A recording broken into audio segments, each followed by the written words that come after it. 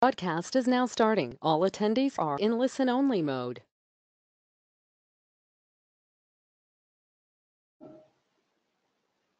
Hello, everyone.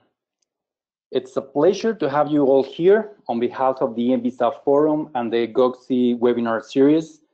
Welcome again. I want to welcome you all of this webinar series of environmental governance of the mining sector. I'm Diego Ochoa with the NBSA Forum and the United Nations Development Program. Thank you for attending today's session on the role of the government in preventing the escalation of conflict in mining, oil, and gas. Today, I will help facilitate this session together with my colleague Daniel Perez from the NBSA Forum team, who will provide technical support. Today's webinar will explore the role and responsibility of government in extractive conflicts, and will focus on how governments can help prevent the escalation of conflict related to mining, oil, and gas, and transform socio-environmental conflict into opportunities for development. It is our hope that participants will come away from this webinar with a better understanding of the root causes, drivers, and pathways of conflict in the mining, oil, and gas sector.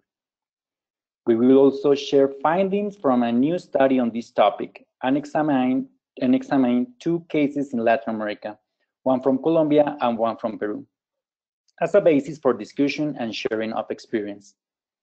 For today's webinar, we have a fantastic group of speakers. I would like to introduce the first speaker and the moderator of today's webinar, Ms. Sara Deitch. Sara is a mediator, facilitator, and trainer, specializing in public dispute resolution and consensus building on sustainable development issues. Sara works with UNDP on extractive industry-related conflicts and sustainable development. She also serves as a facilitator on GOXI, the online platform that UNDP convenes with the World Bank on governance of the extractive industries. Before I hand over the microphone to Sara, I would like to address some of the logistics of today's webinar. We have 2 hours for this session. After the presentations, we will proceed with the questions and answers session that I will facilitate. To make your questions, please write them on the chat box in the control panel in your screens. You can also ask directly the questions by clicking on the hand icon in the control panel of your screen. We will then proceed to open your microphone so you can ask your questions. I encourage you to think on your questions as you hear the presentations. Unless we open your microphones, all attendees, except the speakers, will be listening just in mute only. This reduces interferences and facilitates the communication. Also, as many of our participants are not native English speakers, myself included, I would like to remind the speakers of the importance of speaking slowly and clearly. Lastly, this session is recorded and it will be available at the NBSA Forum website, www.nbsaforum.net. Also, all the participants will receive an email with a link to watch it as well as the PDF copy of the presentation. Without further, Sara, you have the microphone and everyone enjoy this session. Thank you, Diego. Really looking forward to this session today, both to share some research that UNDP has been involved in, but also, and most importantly, to have some insights from countries who are navigating these issues of conflict in mining, oil, and gas, and to learn from their experiences in both Colombia and Peru. So I'll provide just a brief background on today's topic before we dive into the presentations. So a growing number of developing countries have been exploring and extracting oil, gas, and minerals in the last 15 years. More places and more remote regions than ever in the past due to a number of factors, including new technologies. In the meantime, the global population is growing, and that means energy demands are also increasing. Society is also beginning a shift towards lower carbon future economies, and we know this will result in considerable demand for particular minerals Many of these minerals are endowed in developing countries in the years to come, and these minerals are very much needed for alternative energy technologies. So we know this will result in an increased demand for certain commodities, and we know that means that countries will have to be prepared for that demand if the society and the citizens are to benefit from it. We also know that under the right conditions, it's possible for mining oil and gas to bring about economic development through employment, increased revenues, and better infrastructure. But we've seen examples that when managed poorly, the extractive sector can also lead to environmental degradation and increased inequality, as well as social conflict, which is what we'll focus on today. As more countries that UNDP works in became engaged in the extractive sector, or their economies depended on the extractive sector, UNDP as an organization began to look at how governments can help mining, oil and gas better contribute to sustainable development, and also how some of the potential harms could be prevented, including environmental degradation and social conflict. In 2014, UNDP launched its Extractive Industries for Sustainable Development strategy to guide this work. So today you'll hear about some of the work that UNDP has supported to support governments at the country level. We'll hear about experiences from Colombia and from Peru. From the headquarters side, one of the research initiatives that we are involved in is a collaboration with the Canadian International Resources and Development Institute, which is called CERDI for short. And the purpose of that work is to apply, mobilize, and disseminate research findings on the drivers and pathways of extractive-related conflict. And Tony Andrews, our first presenter, is leading some of this work, some of these studies, and he will be the first speaker, the first presenter today. So I'll introduce Tony. Tony is a seasoned geoscientist and an executive specializing in government and corporate approaches to sustainable mineral development. Tony has worked on the ground in all continents, reviewing government and industry practices. He's previously the chair of the World Economic Forum Global Agenda Council on Mining and Metals. Tony is the director and co-founder of the Center for Responsible Mineral Development based in Toronto. Tony's also the lead author of 2 studies, which, as I mentioned, are part of an ongoing global project with UNDP and CERDI. And these studies aim to improve the understanding of conflict associated with mining. So today he'll start off our session by sharing some insights from these studies. So I will now pass on the mic to Tony, and Tony, the floor is yours. So thanks for the introduction, Sarah, and good morning, everybody. I trust that everybody can hear me clearly. And I would like to thank the folks at GOXI and UNDP for organizing this workshop and the opportunity to present this research. And I'm looking forward to this discussion which is going to follow.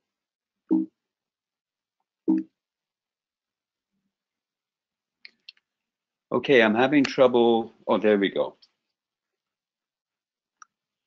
Sorry about that.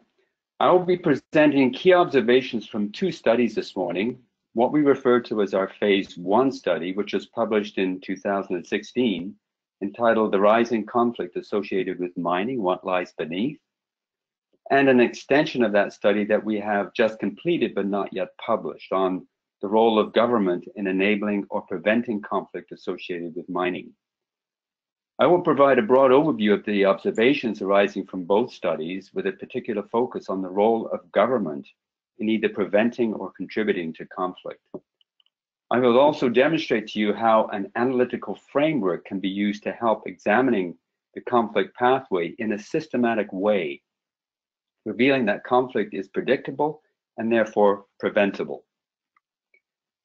Our interest in the topic of conflict associated with mining was motivated by an unprecedented increase in conflict incidents associated with mining operations recorded between 2002 and 2013, shown on the left here. And this was accompanied during the same period by an equally unprecedented rise in the price of metals and industry activity, the so-called commodity boom, as represented on the right by global exploration expenditures. Given that conflict presents a fundamental barrier to sustainable development, our objective was to delve beneath the surface manifestations of conflict in order to develop a deeper understanding of these three areas. Our ultimate intent is to improve policies and practices for prevention of the negative consequences of conflict, including violence. Our primary focus is on a community-level social conflict associated with the mining sector, both large-scale and artisanal and small-scale. We intentionally did not include conflict minerals or mining in war zones, which are quite different. We selected a broad definition of conflict to encompass the potential for both negative and positive outcomes of the conflict process. That is, the interaction of two or more parties with perceived incompatible goals who engage each other through a range of practices, including dialogue, persuasion, negotiation, arbitration, legal action, protest, intimidation, and physical violence. Conflict does not always have negative outcomes. It can also have positive outcomes if properly managed.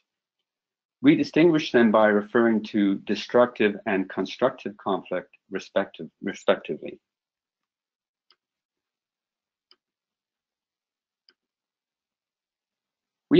The approach we took to both studies was to combine a literature review, a quantitative analysis involving a few hundred recorded conflict incidents globally, and field-based investigations of conflict cases. The field-based investigations represented the core of this study. In phase 1, we looked at 4 case studies located in Peru and Bolivia in South America, and Tanzania and Madagascar in Africa, with the actual projects investigated shown in red here. In our second study, we added Ghana as a field case study, but in this instance, looking at the country as a whole and the role of government rather than individual conflict cases. So in total, we ended up with 5 field case studies to draw on. Our phase 1 study revealed many detailed observations, but there are a number of high-level ones that I would like to summarize here. First, conflict is not an event. It is a process with a history and a pathway prior to conflict outbreak. The significance of this will become more apparent as we move through the presentation. Second, conflict is a result of the interplay among multiple actors, but primarily government, companies, and communities. But our study revealed that host governments play a very critical role. And third, conflict is a process that is seemingly chaotic, but in reality is quite systematic and follows a logical, somewhat predictable pathway. It can be analyzed using an analytical framework that I'll explain shortly. Most previous studies have focused on conflict outbreak at the company-community interface. However, conflict outbreak is simply the final outcome of a process that has occurred over space and time. We need to understand that process and pathway that leads to that outbreak, not just the outbreak itself. Also, while there was a sense that government had a role to play, very few, if any, previous studies had sought to examine this in a systematic way, and UNDP approached us to do exactly that. As mentioned before, a key outcome of our phase 1 investigation was the development and application of a conflict pathway analytical framework, which we will examine now. The core of this conceptual framework is a set of conflict determinants, which, as you can see on the right side of this figure, include structural factors, contextual factors, conflict drivers, and conflict triggering events. The conflict determinants form a hierarchy, which gradually narrow from the top to the bottom in terms of space, in other words, the geographic scope of the determinant, and time, the duration of the determinant. At the top, structural factors tend to be global and international in scope, long-term, and can manifest as both historical and current events. They tend to be generic, foundational, and not necessarily specific to mining. Contextual factors are national to subnational in scope and medium to long-term. They impact the broad environment in which mining operations occur. Conflict drivers, or inhibitors, involve specific mining regions containing one or more mining operations and are short to medium term. And conflict trigger events are highly localized and happen at the site of a specific mining operation. They are moments in time and are tipping points that transform tension into conflict outbreak. So this defines a conflict pathway, and from the top to the bottom there is connectivity and positive relationships among the conflict determinants from one level to the next. Down the left-hand side of the figure, we show where the key players predominate in their contribution to the conflict process. Host governments are implicated at all levels. However, they predominate in their influence at the contextual level, what we might refer to as the policy and regulatory space. Companies and communities contribute mainly at the level of conflict drivers and triggering events. So conflict can be viewed as not just a result of a chaotic, haphazard sequence of events that is difficult or impossible to unravel, but as a process that has a history and a pathway. In reality, what we are looking at here is a watershed consisting of a cascade of decisions and actions and their consequences that are in fact logical and predictable.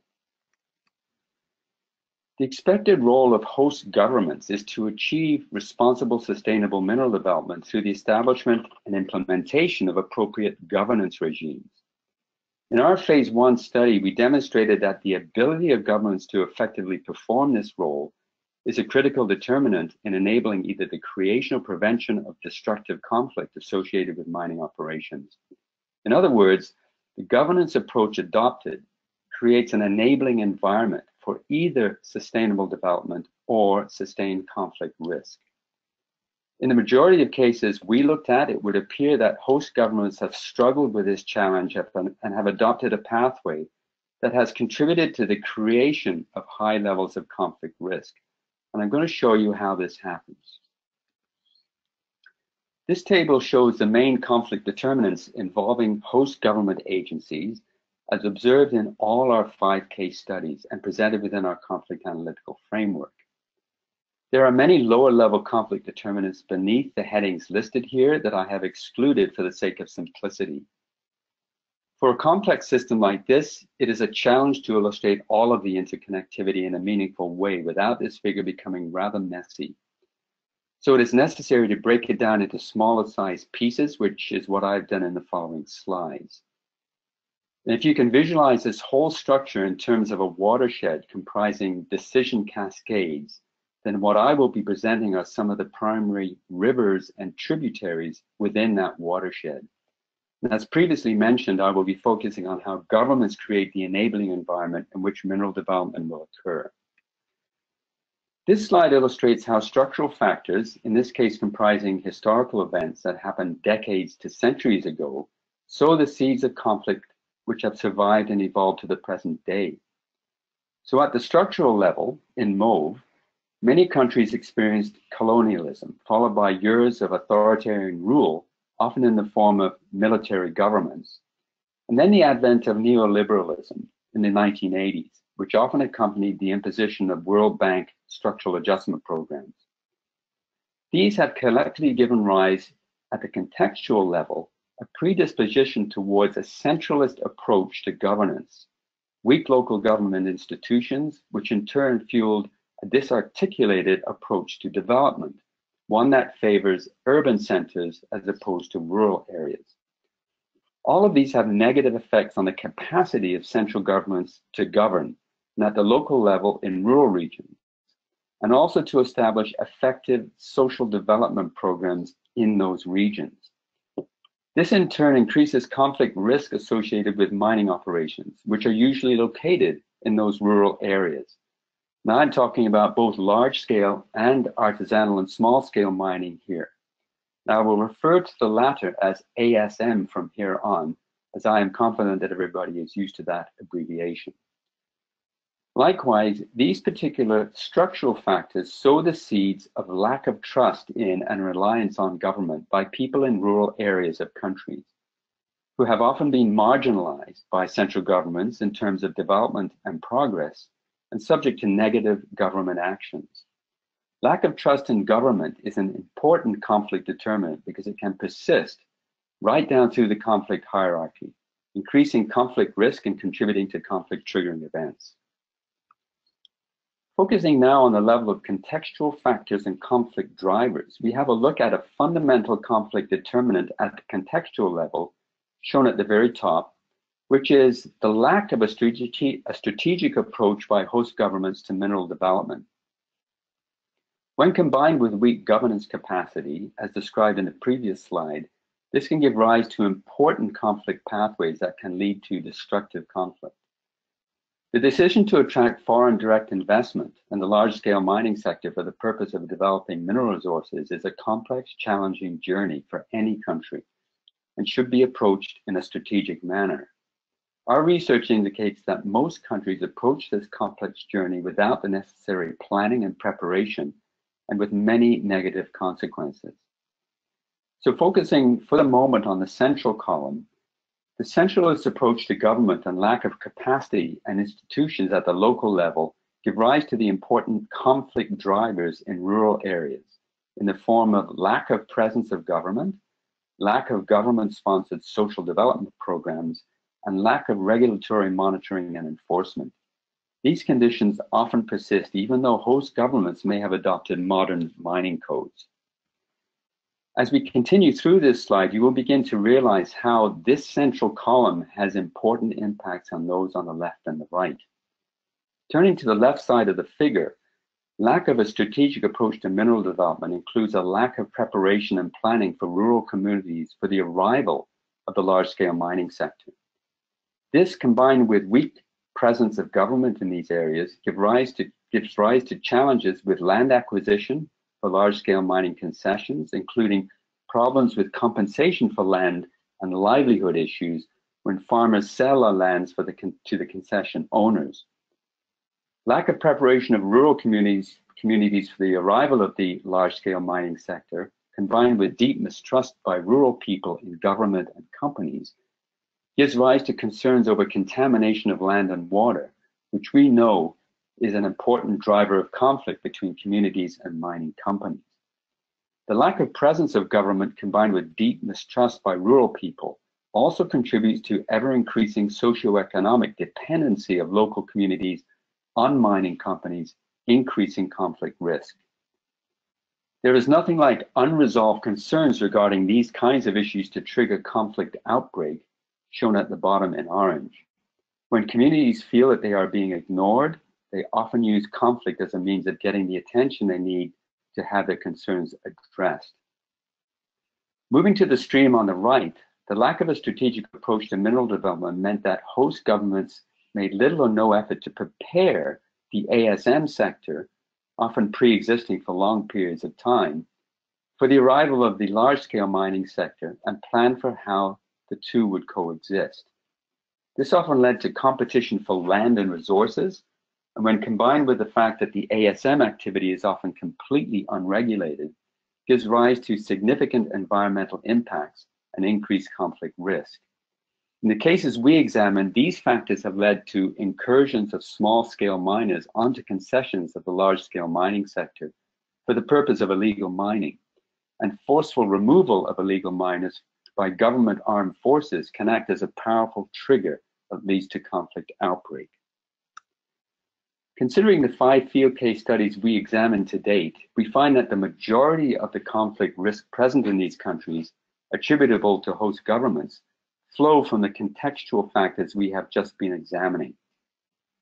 In large measure, they define the enabling environment in which mineral development is occurring, which is characterized by a high risk of destructive conflict.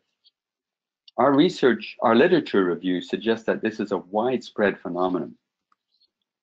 Turning to the policy implications of all of this and looking at the right side of this diagram, it is pretty obvious that the most effective policy response to the contextual level challenges involving government is capacity building.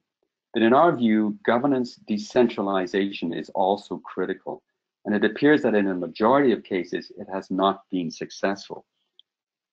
Decentralization needs to manifest as both fiscal decentralization and devolution of authority, and must be accompanied by capacity building in the areas of planning and administration, and mechanisms for transparency and accountability. If any one of these is missing, it will likely fail.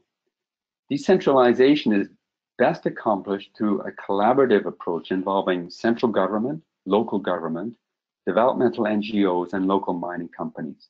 And in this way, governance and mineral development become less mining company centric and more collaborative. Central governments may not be comfortable with providing local governments with political autonomy in the short term, but neither is this step necessary in the beginning. It can be a consideration for the medium and long term.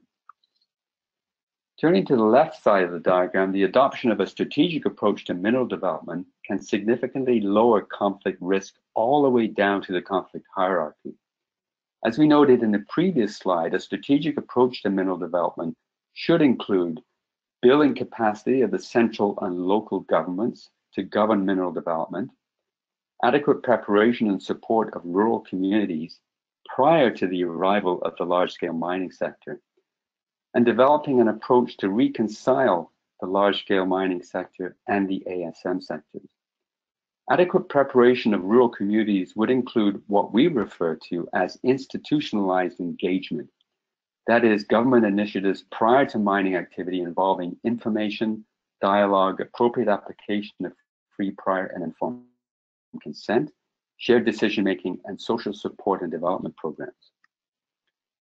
When we look at the challenge of reconciling the ASM and the large-scale mining sectors, in our view, attracting foreign direct investment in the large-scale mining sector does not have to wait until formalization of the ASM sector is complete.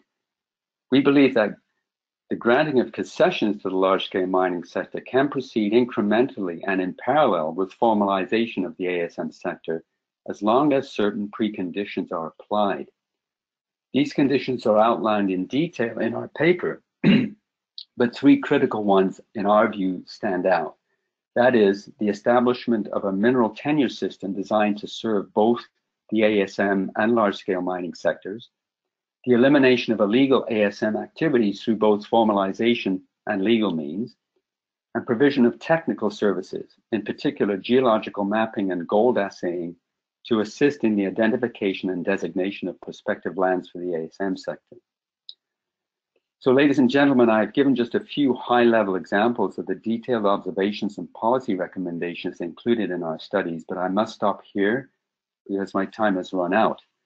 But in this short presentation, I hope I have demonstrated that while all players have a role in creating sustainable development or destructive conflict, the role of government is critical, given that they establish the enabling environment in which mineral development will occur. And with the help of our analytical framework, we can see that that destructive conflict is a process with a history and a pathway that is systematic, predictive, and therefore preventable. Thank you very much for your attention. Thank you, Tony, for this overview of the research, and which is potentially of interest for producer countries who are planning for the development of the sector and considering these risks towards conflict. So I'd like to also let the audience know that our publications on this research are going to be forthcoming this spring. So if you'd like to hear more, please stay tuned, and through GOXI and other channels, we will be sharing these new publications when they're ready. So we will now switch gears to hear more about practical experiences directly from governments in producer countries. And these include initiatives to prevent negative impacts from conflict in mining, oil, and gas. So our focus today is going to be on examples from Latin America. So we'll start by taking a look at what's being done in the oil and gas sector in Colombia. Our next three speakers are working to build the Colombian government's capacity to respond effectively to conflict at an early stage, and this is conflict linked to the oil and gas industry. Their work is guided by a government approach called the Territorial Strategy for Equitable and Sustainable Management of the Hydrocarbons Sector, ETH for short, and this has been developed in response to significant rise in social conflicts linked to oil and gas between 2010 and 2013 in Colombia. So I'd like to now introduce Daniel Correa. He will be presenting in place of Julian Arvelo, who is not able to be here today, but we're very glad Daniel could take this spot because we do think it's so important to have these perspectives shared directly from government. Daniel has a background in business and audio production, which is always handy for people on webinars. He now works in the Colombian government as an advisor to the Minister of the Interior. Daniel is a member of the first Prevention and Dialogue group connected to the Office of the Interior.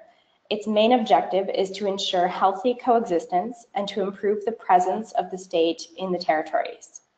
Recently, Daniel led a team that collected, managed, and updated the information from the georeferencing information system that is part of the government's territorial hydrocarbon strategy. He will share with us an overview of their work and its significance in light of Colombia's peace agreements. Daniel, the floor is yours. Thank you. Thank you very much, Sarah. First of all, I would like to thank the UNPD for this invitation and GOXI for this invitation. I would like to highlight the role that the UNPD has had in the ATH. So I would like to start by trying to define the Ministry of Interior, if it's possible, in just one sentence. The Ministry of Interior is the Ministry of Politics, is the ministry in charge of the relations with the different actors. So if we start talking about context, we are now beginning the electoral debate. We have elections on the 11th of March for Congress, and after that we will have presidential elections. We are now living in a Colombia that is in a post-conflict phase, and we have been working really hard in trying to change that perspective, that mindset, that conflict is confrontation, and try to share a perspective that conflict is actually opportunity. Here I have three different initiatives from the National Development Plan to a law of participation in 2015 to the Havana Peace Agreements that try to focus that change that mindset. So now we have context, we have three different initiatives, and we also have experience. And I'm going to talk a little bit about the ETH because I know my partner Nadia is going to go a little bit deeper in this. So I would like to just mention that, as Sarah just said, the ETH is basically an interinstitutional strategy that attends the hydrocarbon sector. Its goal is to improve the relations within actors in a sustainable way. But what I would like also to point out is that the ETH, we can do a parallel with the government because the ETH also has three levels of government. The first one, a coordinator or a president, if you might. The second one, a medium level, central contact points or liaisons, and a third one, a team in territory, or liaisons in territory. We focus the strategy on territorial contact points or liaisons because we understand that if we want to solve problems efficiently, we need their perspective to understand it. So this is basically the main structure of territorial peace in the Havana Peace Agreements. So Colombia is a very diverse country, and for that reason, people have different needs at the territorial level. And if we try to solve everything with the same centralization model, we will present difficulties to meet those expectations that people have in territory. That is actually what institutional settings are telling us. Well, we have three levels, three pillars on which we can build that. The first one is institutional setting. The second one is citizen participation. And the third one, building trust, reconciliation, and coexistence. At the institutional setting, as I just mentioned, we just want to change that mindset and start to think bottom-up solutions, try to have this big framework that is flexible enough to take into account the different needs that people have in territory. Let's think of conflict as a theater curtain. When we are submerged in the conflict dynamic, we have the curtain down. So we do not know what is happening going beyond that curtain. We do not know sometimes how are the public goods and services in most affected zones. There are several questions. For example, if the territorial planning is taking into account the community's necessities, the capacity of local government to meet the needs of the people in territory, and of course we want to strengthen the position of the central state. So we knew that when we would lift this curtain with the peace agreements, we would have an increase in social conflicts, and we are now trying to make people engaged in this discussion through citizen participation. So we're looking forward to national participation campaigns, social mobilization. I'd like to point out that as I showed in the first slide of the presentation, the UNDP showed us that in 2016, the zones with most conflicts are the ones that have the hydrocarbon sector. And because people understood that a way of alerting the government about their needs is to make a blockade, to say like, hey guys, we have problems here, we need your help, and that has been a way of doing it. So we are trying to shift and change our institutions to meet that new reality, how we're going to interact with people. Of course, we have enthusiasm of youth population. When you are in a country that has been in conflict for more than 50 years, try to change that dynamic. We need the new generations to show us that to live in peace is actually possible, and it is what we should work for. And of course, the bottom-up participatory planning process, as I just showed the example with the ATH. This takes us to the trust-building process, reconciliation, and coexistence. As Tony said before, we do believe that we have to enhance the dialogue capacities in the communities. We do believe that we need to talk to people and explain to them, as some of regions already pointed out, that they can coexist, having different opinions, having different ideologies, and that coexistence goes beyond. Of course, when you live in a territory that has been affected by conflict, you might have the same needs, but the position and the logic of conflict, I'm thinking of conflict as a confrontation, makes people put their positions before their interests. So what we are trying to do right now is tell them, let's build gradual construction agreement. Let's have gradual construction of agreements and start to build that trust and start to tell people that if we work as a team, they will start solving their real needs. This takes me to the second part of the ETH. I'm just gonna show some numbers right here. I'm going to point out 3 right now, but I would like to make a small parenthesis. The Ministry of Interior leads 2 programs in the conflict management of the ETH. The first one is called Convive, and the second one is called Avanza. Don't worry about the names. Basically, Convive is a short-term dialogue, and Avanza is a long-term dialogue. So within Convive, the short-term dialogue, we have the attention to early warnings, and we have the attention to the blockades. I wanted to show that in 2013 we had the most blockades in the country with 503, and after that in 2014, when the ETH started operating, the numbers were brought to less than half. After that, I want to show you that in the below part that highlighted 100 is basically 2016 had a very special context. In 2016, the peace agreements were signed. So we knew that in 2017, we were going to have a rise of the social conflict. What was the decision that the ETH took? They decided to install 100 instances of dialogue of the program Avanza, of the long prolonged program of interaction with people, and that is why in 2017 we thought that we were going to have an increase on the blockades, but we actually saw that we had a slight decrease in it. Following that logic, this was a pie chart of conflict of the first semester last year. I just want to highlight right here 2 things. The first one is that AT means early warnings. In 17 out of the 19 departments that are showed right here, we have been able to present preventive action, and that under top three. We have a top three of departments with the most conflictivity. We focused 50% of the new program Avanza last year to attend these three departments. This is to show that we want to have a preventive action.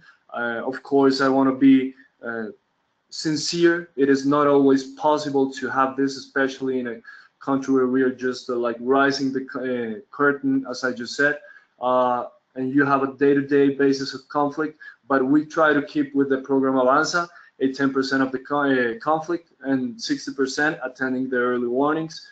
That means that we had reactive action just on 30% last year. That is a very important accomplishment to the ATH. So in overview, with all of this experience, the minister took a decision.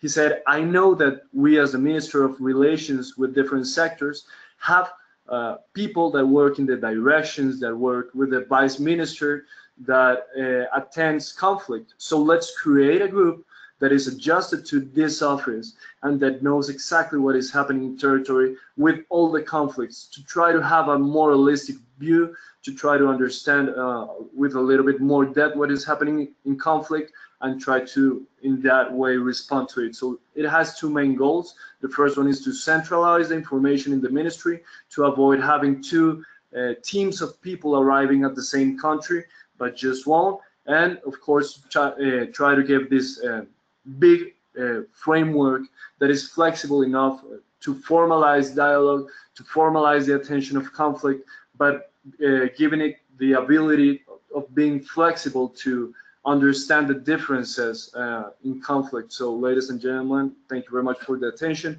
I wanted to show you that the Ministry of Interior, well, has shifted its paradigm towards conflict management and understanding. Obviously, taking into account the protection, promotion, respect, and guarantee of the human rights and the liaisons and coordination between the national entities and territorial bodies. Because as you guys may know, as the Ministry of Politics, we lead the relationship with other agencies. So thank you very much. Thank you, Daniel. I know years of work have gone into these initiatives that you're giving us an overview on, and we can't really do it justice in a short 10-minute presentation that we asked you to give, but you did a great job of giving us an introduction and an overview. And I think it's fascinating how this data is being collected to better target and inform the efforts of the government. So we'd like to return to these topics in the discussion portion later in our program. So I now encourage participants to note their questions if they have any coming to mind. So we'll shift now, and we're still on the topic of the oil and gas strategy in Colombia, but we'll shift to our colleagues from UNDP in Colombia, who will now give us an example of how the government's early warning system for conflict in oil and gas works in practice. So I'll introduce the colleagues. Nadia Aranguren is a thematic advisor in dialogue and conflict prevention in the UNDP office in Colombia. Since 2014, she's worked with the team that supports the national government in the design and implementation of the territorial strategy for the sustained and equitable management of the hydrocarbon sector, as well as on other initiatives related to institutional dialogue. Diego Ramirez is a psychologist with experience in the implementation of social and community projects with vulnerable populations nationally. He has participated in projects dealing with the implementation of social dialogue methodologies in diverse sectors across regions in Colombia where the hydrocarbon industry is active. He works also for the Hydrocarbon Territorial Strategy with the United Nations Development Program in Colombia. Thank you both for joining us, and Nadia, the floor is now yours.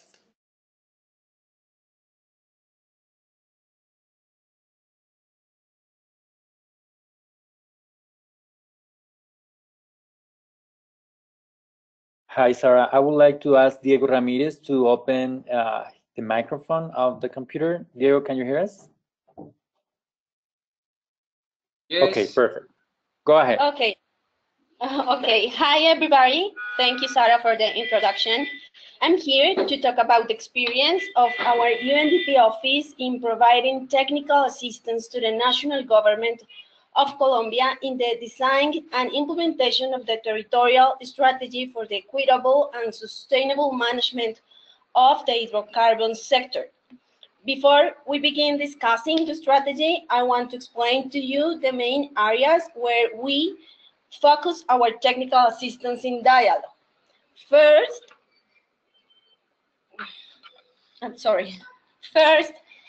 we work to promote the institutionalization of dialogue at the local level and national levels.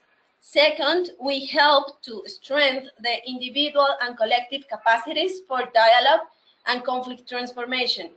And third, we co-design dialogue processes and collaborate in their development at the local and national levels. In this slide, you can see some of the government institutions which we have provided technical assistance in dialogue. Now, let's talk about the strategy. This is an initiative led by the Colombian government to promote participation and sustainable human development in regions where there is hydrocarbon activity. Through the strategy, the government promotes agreement building between companies, communities, and local governments with the goal of promoting conflict transformation, local development, and territorial peace. As UNDP, we have been part of the strategy from the beginning, 4 years ago. We have supported the conceptual design and implementation of the strategy, which is founded on the concept of democratic dialogue. Also, we have developed tools and methodologies to be used in the strategy, and we train the teams in the use of these tools and methodologies. Through knowledge management, we identify lessons and good practices which are used to enrich the strategy. The strategy has been evaluated by the UNDP Bureau for Latin America and the Caribbean and by a Colombian consulting company with the purpose of assessing strengths, weaknesses, and opportunities to improvement. These evaluations are available at your request. In 2018, the government of Colombia will fully undertake the implementation of the strategy. We are proud of the accomplishments of the UNDP committed dedication to this project, and we believe the strategy and its methodologies could be successfully replicated in other areas where there is social conflict. This could be of special value in contemporary Colombia, where a number of social conflicts are expected to arise in the transition from war to peace.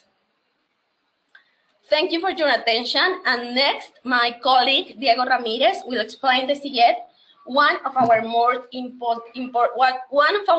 important tools. Thank you, Nadia. Hello, everybody. Before starting this webinar, I would like to tell you that instead of having a PowerPoint presentation, I'm going to show you our Geographical Information System, SIGET, in an interactive way. We are going to access the website and explore the system, but if you want further information, you can check the presentation we send you. Let's explore SIGET. Now we are seeing the system homepage, where you can find information about the ETH. What do we do? How do we do it? Our programs, our portfolio, and many other things that you can find out by visiting our website. Anyone can access the public interface through the link, please. Let's explore the SIGET. I'm going to access the private interface through my username.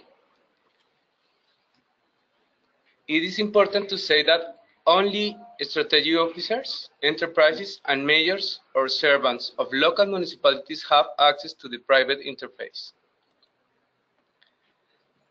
It's in this internal functional interface of the system where the officers can upload, update, and find information about the strategies for programs, Convive, lidera, avanza, and acciones demostrativas.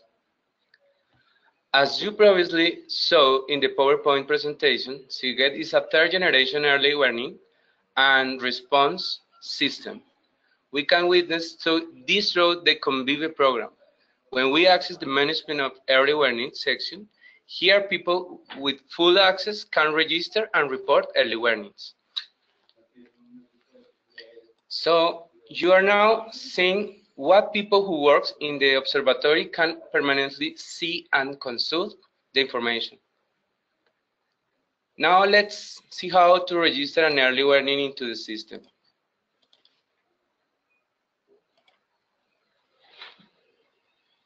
Just a minute, please.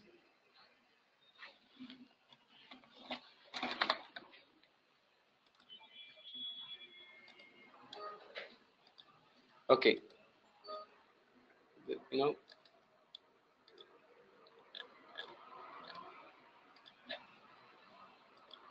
Yes. In this box, we can choose the municipality where the early warning is taking place. It is important to say that our system is connected to the National Administrative Department for Statistics. The name is DANE, which means we use the official codes for municipalities and departments. After choosing the municipality, we must identify and select amongst the options the main issues that is causing early warning.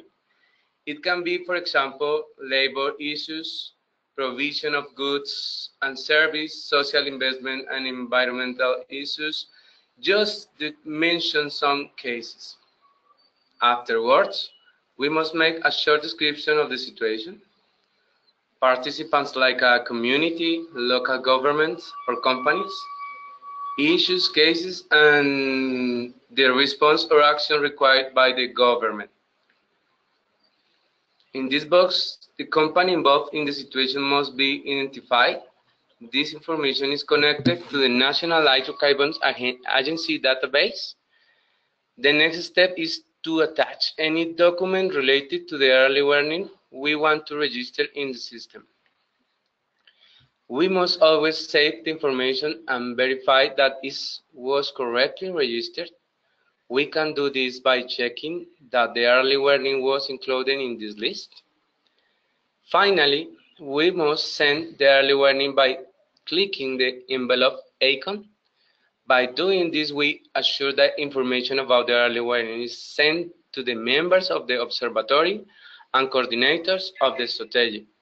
With this information, they start the process of analysis and following up the situation through the designing of an action plan, maybe by the strategy and respond to the early warning or de facto situations. So this is the information is worked with minister and the government. It's really important to check the information in our visor. And for example, in the front page of the system, you can find all the information about our 4 programs. This tool is enable the national government to see in the real-time development of social conflicts in the oil and gas sector.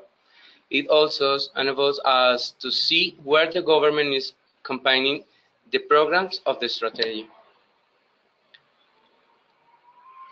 This was just a glimpse of the system, as we have many more information about the strategies programs, and we connected our data with other layers information.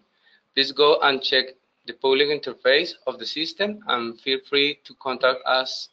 If you want to know more, it was a pleasure to share with you this hard work we've been doing with SIGSE since 2014. Thank you. Thank you, Diego and Nadia, for sharing this work. It's really informative to see how technology can be used to foster a more systematic and institutional approach across government agencies. And again, I would acknowledge and thank you for your brief presentation, and I do invite further questions. And we will now shift our attention to the experiences from Peru. We've learned a little bit now about how government has strengthened and institutionalized capacity to better navigate conflict in the oil and gas sector in Colombia. And now we want to look at the experiences in Peru, which are also some of them related to oil and gas, but in addition, mining, which is a very active sector in the country. So with us now from Lima to share some key lessons from several years of work and collaboration between the Peruvian government and UNDP is my colleague Luis Francisco Thais. Luis Francisco coordinates the project Prevention of Social Conflicts in the Use of Natural Resources at UNDP. He has 20 years of experience in international development and conflict prevention, working on UNDP efforts in the peace process in Colombia and in reconstruction and recovery in Kosovo, amongst other countries. So I would now like to give the floor to Luis Francisco. Yes, thank you very much for the introduction. Good morning to everybody. As our colleague said, my name is Luis Francisco. I coordinate the project Partnerships for Dialogue, Prevention of Social Conflicts over the Use of Natural Resources. This is a project we've been implementing together with the Presidency of the Council of Ministers, which is more or less of a super ministry within the government of Peru, with in charge of coordinating the rest of the sectors in terms of moving towards common visions. This project has been funded with the support of the government of Canada, and we're talking about almost a $8.5 million project, which started back in 2012, and that has been largely responsible in supporting government efforts in putting together a national system to prevent conflicts, linked very much to what would be trying to install a governance framework for natural resources.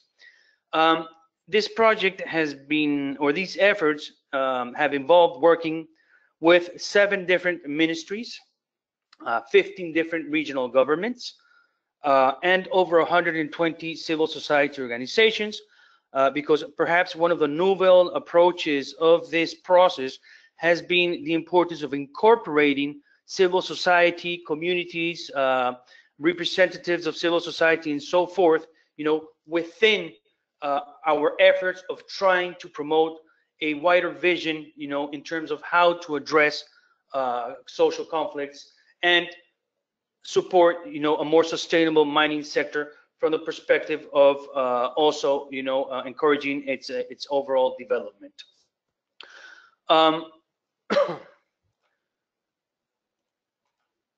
Very well. Overall, just as a very quick background, I'm not sure how aware are you of the situation in Peru, but over the past years, we've had a large number of conflicts. We can more or less say that it's been approximately 250 social conflicts per year.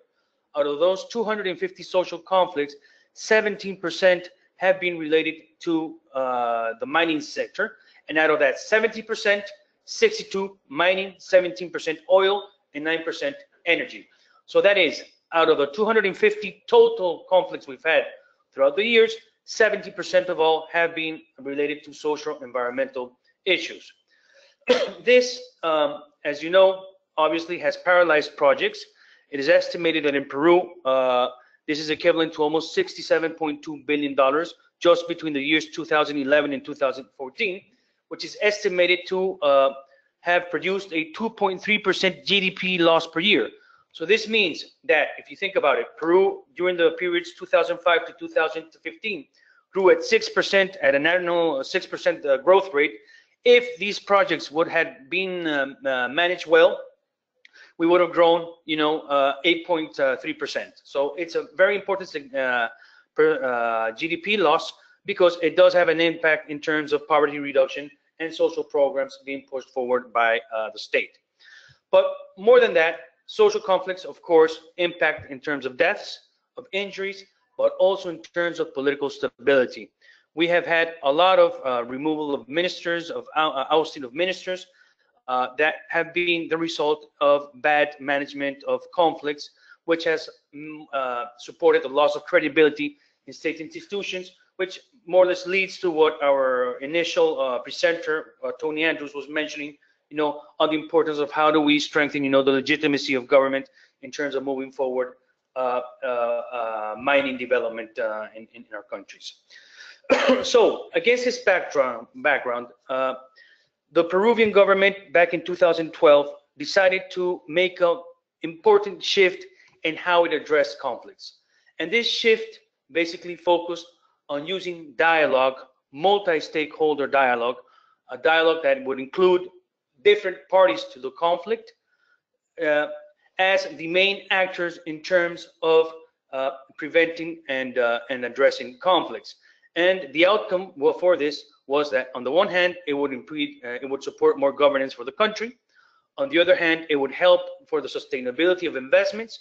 Again, as you can imagine, for example, mining sector being 12% of GDP per year in Peru, for government, it is extremely important to be able to ensure that investments in mining continue to grow, because it has become the basis, of government strategy to strengthen and enhance social policies to reduce poverty. So it is of government interest, basically, to be able to address conflicts.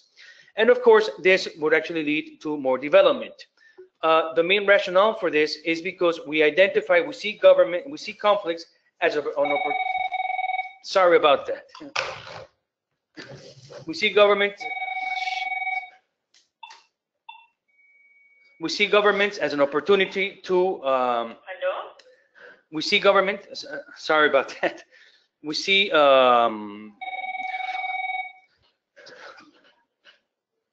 Hello.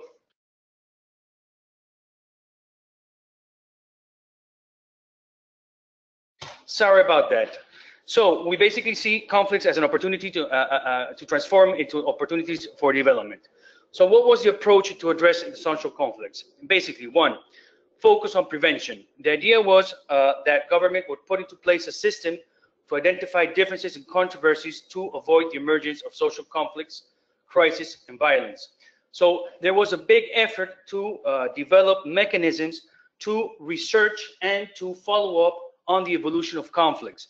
By doing this, government had a better mechanism to address concrete challenges along the way that, for example, could be related to the emergence of conflicts. Second, the management of dialogue. Dialogue was a very important tool to promote social tensions, to address social tensions. The main rationale behind the issue of dialogue is basically having a multi-stakeholder nature. That meant not only working with communities, with private sector, with government, with regional governments, and so forth, but it also involved how do we build capacities between the different other ministries that are actually that also have a stake involved in the management of dialogue process. Thirdly, building new public policy. One of the key issues in terms of moving forward a strategy to address conflicts is basically having the right institutions, the right mechanisms, the right processes, the right legislation, etc. in place. How do we get that infrastructure that can allow us to move forward conflict prevention initiatives? And this was very important because, in a nutshell, this was done in the framework of trying to promote, an approach looking at strengthening the governance of natural resources. So it meant not only addressing issues related to conflict prevention per se, okay, but also addressing issues related to environmental sustainability, addressing issues related to intercultural dialogue, to prior consultation, and so forth. So the idea was to have an integrated approach to conflict prevention by working on specific issues that are related, to the overall performance of government in the territory. Fourthly, the importance of working capacity development. Of course, there was a lot of efforts in terms of putting together an infrastructure, but if you have an infrastructure without the appropriate capacities in place at the field, it is very difficult to be able to implement this approach. So therefore, there was a huge effort to be able to develop capacities within government staff, government representatives of civil society, representatives of regional governments, and so forth. As I mentioned before, there was a big effort also in terms of working on research and analysis. This research was not only in terms of trying to prevent the emergence of conflicts, but also in terms of monitoring and following up on these conflicts. Government began publishing a tool which is called the Wiyagniki, okay, which was a report that was circulated every month for the past 5-6 years, that basically provided, you know, a very deep understanding in terms of what were the different conflict situations that government was working upon, who were the main actors, what were the results of the agreements, and so forth. So it was a very important effort in terms of being able to follow up, you know, on and analyzing better what were the overlying issues behind each of the conflicts. And finally, there was a very interesting understanding, you know, that addressing conflicts required improving our understanding of how to revamp and strengthen local development processes. There's a lot of innovative tools that government in Peru has moved forward upon in terms of trying to strengthen, you know, local development. Because when we read about those 250 social conflicts, those 250 social conflicts are usually taking place within the territories. So the issue is, how do we actually promote better development processes that can address those gaps, those development gaps that are actually becoming a major source of tensions within communities. So overall, this translated into what we could call still an incipient state architecture or state infrastructure, you know, to redress social conflicts. One, which is a new approach to tackling social conflicts and promoting investment. This is by promoting dialogue as a mainstreaming dialogue within the whole of government, and then transforming conflicts into opportunities for development under a preventative approach.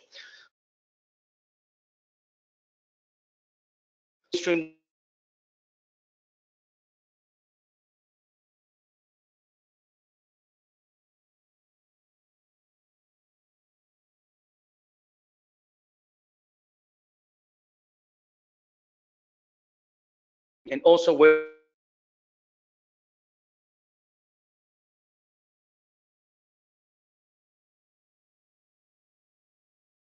use and rely upon. So second, we supported the creation of something that is called the National Office for Dialogue and Sustainability. The National Office of Dialogue and Sustainability was the main office in charge of coordinating government efforts towards addressing conflicts. This was very important because it was housed within the presidency of the Council of Ministries, okay, but it involved and needed to coordinate efforts from the Ministry of Environment, from the Ministry of Health, from the Ministry, for example, of Energy and Mines, from the Ministry of Housing, and so forth. Why? Because at the end of the day, when demands from communities on specific, on concrete development issues, these usually involve a series of different, you know, development affairs that are not managed by one single ministry. So the idea was, how do we actually promote a system-wide state response in addressing those development demands that were being made by communities? As I mentioned, the consolidation of social management units in different ministries, we're talking about 8 different ministries in Peru, have conflict prevention offices in charge of looking at these issues. Fourth, something that I guess is very important, the whole approach to addressing dialogue in the country is based on the implementation of dialogue and development tables. What are dialogue and development tables? They're spaces where the different actors of a conflict coincide, sit, and work their differences out until they can reach certain consensus. And those consensus lead to agreements. These agreements usually are related to concrete development gaps that need to be addressed. And government commits to addressing those gaps with the support as well from private sector, that would be the mining companies per se, for example, and with the support of local governments, regional governments, and civil society participants. We also installed we moved forward the installation of our early warning system. The early warning systems, which were housed, one in the Ministry of Environment, the other one in the National Office for Dialogue and Sustainability, basically were responsible for following up and giving alerts in where and what parts of the territory would we present risks in terms of potential tensions escalating into violence. It was also linked to understanding where future investments would be taking place and what type of work was needed to be done in order to ensure that the proper conditions were created so that investments could be viable. And of course, the creation of what we call the National System for the Prevention and Management of Conflicts, the SINAPREG. The idea was, how can all this infrastructure work together under one concrete system where we would have clear roles and responsibilities for different parts of government. This is important to note because perhaps one of the big weaknesses that we've tried to address throughout the last years has been effectively, how do we understand, or generate certain protocols for the participation or the involvement of different state agencies in how conflict is being addressed.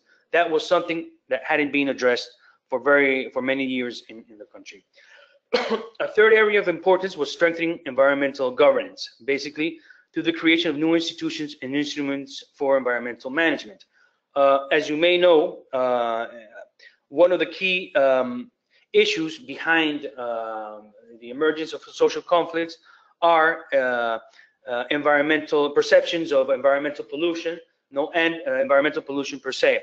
So one of the key issues was strengthening the institutions in charge of moving the evaluation, the environmental impact assessments on the one hand, and on the other hand, how could we strengthen the control and oversight of institutions that would supervise the overall impact of mining activities on the environment. So this was the OEFA. So when you had a very strong presence of the state in terms of being able to supervise what were the impacts of basically mining activities, this was very important in terms of having more credibility for the state, that the state was actually pursuing efforts in order to ensure the protection of health and the environment. In addition to that, there were several environmental, participatory environmental policies done together. We have something called the Comités Ambientales Municipales y Comités Ambientales Regionales, regional environmental committees and municipal environmental committees. And these have become a space, a dialogue space, where basically private sector, local governments, local NGOs, local communities sit down together and agree on concrete areas or priorities for the environmental agenda of a specific locality. Similar issue was done with the integrated water management institutions. We have the AAAs and the Triple Alas, which are local water authorities and administrative water authorities.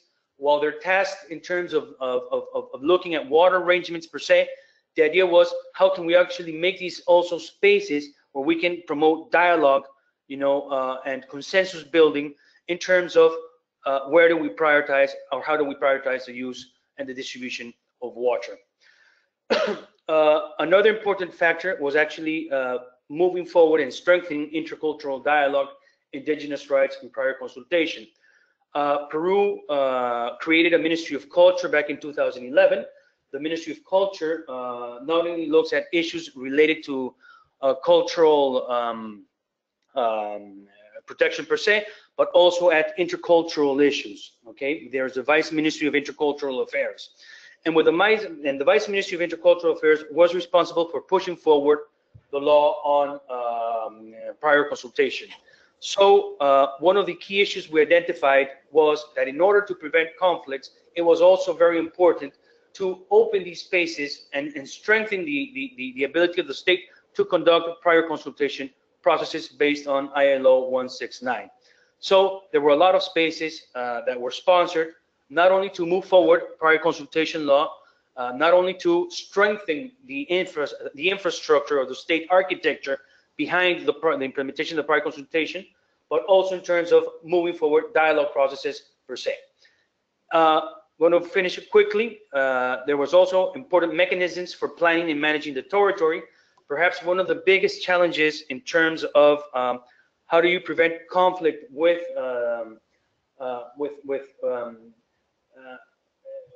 the presence of large extractive projects is basically how can we organize the development process within the territories. So this is one of the areas that I think Peru has been lagging quite a lot. We've had a decentralization process that has been more or less interrupted for the past 14 years. So one of the key mechanisms is how do we put together territorial plans, territorial land use plans in order to promote better interactions between different types of productive activities in the territory. Several mechanisms were also moved forward in terms of accelerating more private investments in Peru. I mean, public investments that could actually complement extractive industries, and it could complement different investments in the territory, basically through schemes like work for taxes. That would mean that companies, private mining companies, for example, could dedicate part of their taxes in terms of putting together big, large infrastructure programs that could contribute to the overall well-being of communities. And finally, there was a big emphasis in terms of promoting civil society leadership. There were a bunch of dialogue groups that were supported, network of leaders for dialogue, universities. We've actually worked together as well in terms of putting together a mining vision for the extractive industry and so forth. So all these different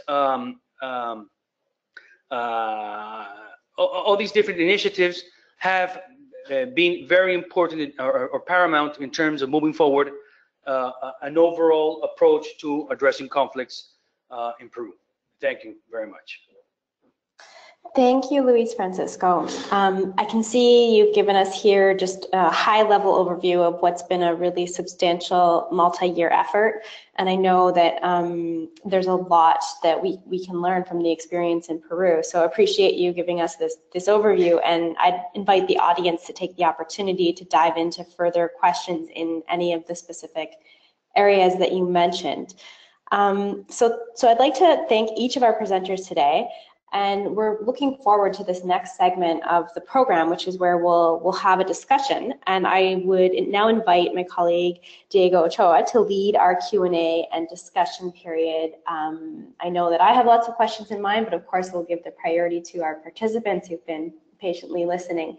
So Diego, over to you. Thank you very much, Sarah, and thank you very much all the presenters for this interesting and helpful initiatives around the globe. I would like to remind all our participants that to participate, you can just raise your hand. This is a small icon, small icon at the left of your name, so you can just click on the hand, and we will know that you want to talk. If so, we are going to open your microphones to foster the interaction. If you have audio problems or don't want to talk, just write your question in the questions tab, and then I will be able to read it for our presenters. So I would like to invite everybody to send out the questions or comments in order to foster the discussions. I would like to start with initial questions to the presenters. I would like to read this question. How does the oil and gas sector and the governments improve the ability to address conflicts at an early stage contribute to Colombia's wider peace process and implementation of peace agreements? I think this is a question for our colleagues in Colombia. So your microphone is open, Daniel. Okay, can I answer in Spanish and you guys translate it? Sure, absolutely. Okay, so if I understood, sorry, I will have to Could you repeat the question? I understand. What is the impact of the hydrocarbon sector and how does it benefit, like the peace process and everything, right? Yeah, I'm going to read. I'm going to give you the question in Spanish, so you will be able just Thank you to very much. elaborate on that. ¿Cómo el sector de minería y gas, perdón, cómo el sector de hidrocarburos y gas y los gobiernos mejoran la habilidad de direccionar conflictos en los primeros pasos para que contribuya eso a la construcción de un proceso de paz en Colombia y a la implementación de los acuerdos de paz? Bueno, a mí me gustaría comenzar haciendo una pequeña aclaración y es, Colombia tiene 3 cordilleras muy acentuadas que indudablemente han marcado pues su historia. En algunos casos han generado dificultad para el desarrollo de infraestructura y por ende han alejado a muchas regiones del país. Esto ha hecho que se haya manejado desde esa centralización administrativa y por ende digamos que durante muchos años la industria de hidrocarburos ha sido casi que la presencia de la institucionalidad en territorio. Entonces lo que hemos hecho es trabajar colectivamente de la mano del sector hidrocarburos, del sector minería y empezar, digamos, la construcción de país bajo esa perspectiva. Es decir, ustedes han abierto ese espacio, han acompañado a las comunidades, han hecho inversiones iniciales en cuanto a colegios, vías, en algunos temas de infraestructura, trabajo. Entonces ese desarrollo que le has venido creando, digamos, ha ayudado al desarrollo de regiones que están bastante alejadas. Entonces, ¿cuál es el reto? Permítame un segundo. So Daniel is commenting that Colombia has three branches of the Cordillera de los Andes, which makes difficult to work in these areas.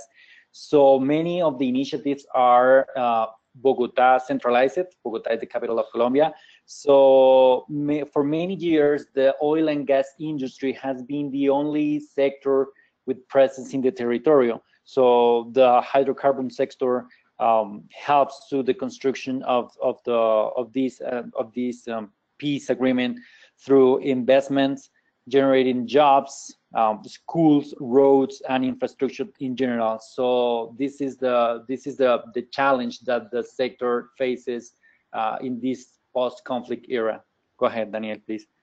Entonces, simplemente para finalizar, el reto está en cómo fortalecemos la institucionalidad, cómo el Estado central llega, pero de igual manera, como lo mencionaba con antelación, fortalecer a los alcaldes municipales, fortalecer a las gobernaciones, ya que estando ellos en territorio son los que entienden las verdaderas necesidades y pueden articularse y buscar que ellos se articulen de manera más eficiente para atender dichas necesidades.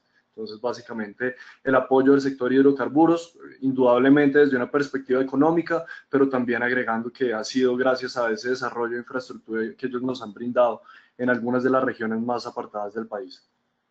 Okay, so the challenge for Colombia now is how the state arrives to the territory and implement this peace process. So one of the main challenges is to strengthening the measures and the governance in these remote areas where the hydrocarbon and oil and gas sector works. The idea is to articulate what the private oil and gas sector does with the public. When I talk public, I am talking about governors and mayors, and how the oil and gas sector supports not just the economy, but the social development of these remote areas and how these areas are able to be connected. Not sure if you want to add anything else, Daniel, or I can go through the other question. No, you can go through the other question. Okay, thank you very much. So just remember, you can send your questions through the questions tab in the GoToWebinar control panel, or you can just raise your hand if you want to talk. Okay, I have other question, this time for Luis Francisco in Peru. It says, your presentation highlights a number of approaches that Peruvian government has used to build a state system for redress of social conflicts. One area mentioned is Peru's work implementing the Extractive Industries Transparency Initiative. Can you explain what this is and how it contributes to mitigating social conflict? Yes, I mean, can you hear me? Yes. This is part of Peru's member of the Extractive Industries Transparency Initiative. We are a country that has been a cumplidor. What's the word for it in English? Um, yeah, basically we've managed to fulfill our commitments with the transparency with Extractive Industries Transparency Initiative. The Extractive Industries Transparency Initiative is a forum, to which many countries with a lot of resource-rich countries are ascribed to, and where mining companies commit to openly show basically how are they actually spending how the taxes are being used in terms of social benefits. So the initiative has been very important because this has allowed communities and other stakeholders to understand how are resource revenues being used in favor of public works, in favor of social infrastructure, and so forth. So it helps to showcase what are sort of the benefits of the extractive industry in terms of supporting the development process per se. Thank you. Thank you, Luis, for your answer. I have another question just for Tony. Tony, how could a government use the conflict pathway analytical framework in a practical way? Does it help to predict social conflict? How does it help governments navigate conflicts linked to extractives? Thank you, Diego. Can you hear me okay? Yeah, I can hear you very well. Okay, thank you for that question. And it's a very good question because the work we have done to date, it's an ongoing project, and the conflict pathway analytical framework is a result of 5 case studies, which is significant, but it's not as many as we would like to accumulate. And we are going to do more case studies in order to take this analytical framework and make it into a practical tool. But I will say at this point that in many cases, government, industry, community, civil society organizations are focused very much on the conflict outbreak in a specific locale and trying to figure out why that is happening and how to try and mitigate that particular conflict outbreak. What the analytical framework does is it gives a much deeper, enables a much deeper understanding of where that conflict is coming from. It's kind of like how a medical professional approaches disease pathology. So if a patient comes in and they have a symptom, they cannot solve that issue by just focusing on the symptom. They have to know what the underlying cause is and the pathway and the process involved in whatever is causing that symptom. So ultimately, we hope that all the players can use this strategic analytical framework to track and map the pathway that is leading to conflict and redirect it and change what could be a bad situation into a good situation.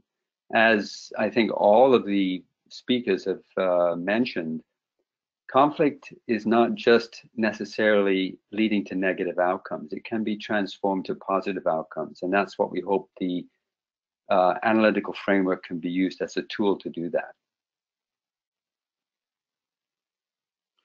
Tony, thank you very much. We have a question from one of our participants. I'm going to read it. Andrea Shaw sent this question. How might you apply the lessons and examples discussed this evening in circumstances where the mining sector in itself is a driver of conflict? Example, Afghanistan or DRC. Who is that question for, Diego?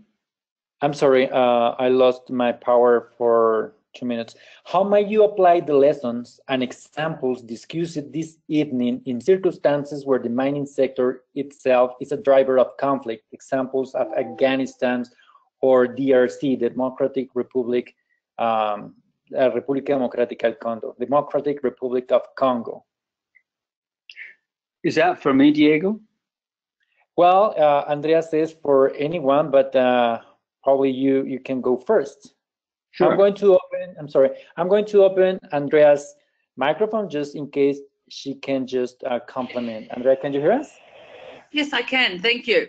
I think Okay. it's probably most relevant to you, Tony, given the framework that you've developed, but I'm interested in whether any of the other speakers have a comment on that issue. Absolutely. Well, the framework that I presented today was focused on the role of government, and that was an intentional thing. But you can apply the same framework, analytical framework, to look at conflict pathways involving the other players. So in our phase 1 study, that was not focused just on the role of government. It was looking at the role of all players, with a particular focus on government, companies, and communities. But in that initial phase 1 research, we also identified many conflict drivers that are instigated by companies. And we also developed another analytical framework which was focused more on the community-company interface and analyzing what is happening in a particular case, where the pathway is heading, and how to redirect it. Obviously, I didn't have enough time to present that here, but it's certainly presented in the phase 1 study. But there were quite a number of different kinds of conflict drivers that implicate industry, but there were some key ones that stood out that we saw over and over again.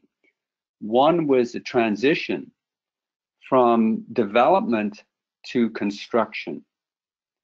And oftentimes that transition involved a change in management in the company. So a different management team would come in to oversee the construction of the mine and the mine facility. And oftentimes there was a disconnection there between the management that was there before, that had developed a relationship and maybe trust with the community, and the management that came in afterwards to oversee the construction of the mine. And that disconnection caused serious problems and conflict in some cases. Another one that I'll quickly mention is when communities perceive that companies have moved away from an agreement. They have broken an agreement that was previously developed between the community and the company. Whether that was perceived or whether it was actually happening, that was another trigger for conflict. So I will leave it there. Thank you very much, Andrea. I would like to invite our other speakers if they want to add other thoughts related to this question. Yes, Diego, could you repeat the question, please? That I think I got it, but could you repeat it, please? Yeah, sure. Andrea says, how might you apply the lessons and examples discussed this evening, because Andrea is in Afghanistan, in circumstances where the mining sector itself is a driver of conflict? Ok. Yo agregaría algo adicional, y es para evitar, digamos, el sector hidrocarburos es un sector de alto impacto. Eso quiere decir que tiene una alta generación de recursos, pero al mismo tiempo no tiene tanta necesidad de mano de obra. Entonces yo creo que eso me conduce simplemente a dos statements, por decirlo de esta manera. Uno es no perder la vocación del territorio, bien sea por temas de enfermedad holandesa o porque de todas maneras al fin y al cabo en el sector hidrocarburos pues los recursos son limitados, Entonces, en algún momento, pues cuando se acaben, ¿qué va a pasar? Y eso me lleva al segundo punto, que es una pregunta y es, ¿qué estamos haciendo con el dinero que el gobierno recolecta o que ese dinero que se está generando por este tipo de actividades? ¿Se está reinvirtiendo en educación? ¿Se está reinvirtiendo en infraestructura? ¿Se está reinvirtiendo en que efectivamente esa vocación de los territorios, digamos, en cuanto al manejo de sus tierras se mantengan? Digamos, esa sería como una pregunta que le varía ahí. Okay, I'm going to translate.